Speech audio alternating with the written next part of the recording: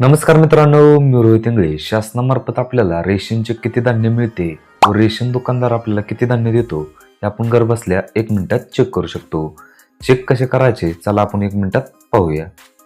सर्वप्रथम आपल्याला प्ले स्टोअरवरती यायचं आणि मेरा राशन असं सर्च करून घ्यायचं. मेरा राशन हे ॲप येईल.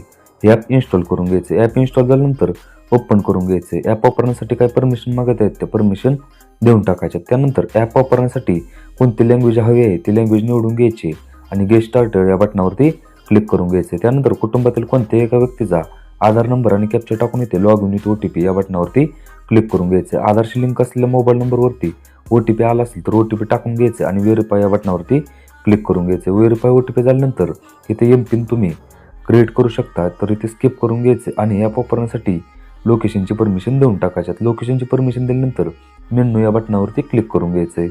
मेन्यू या बटनावर क्लिक केल्यानंतर तुम्हाला रेशन कार्डचा 12 अंकी नंबर दाखवला जाईल. त्यानंतर येथील स्किप या बटनावरती क्लिक करून घ्यायचे. त्यानंतर येथील 2 नंबरचा ऑप्शन एंटायमेंट्स या ऑप्शनवरती क्लिक करून घ्यायचे. या ऑप्शनवर क्लिक केल्यानंतर तुम्ही पाहू शकता तुम्हाला चालू महिन्यात किती धान्य मिळणार आहे हे दाखवलेलं आहे.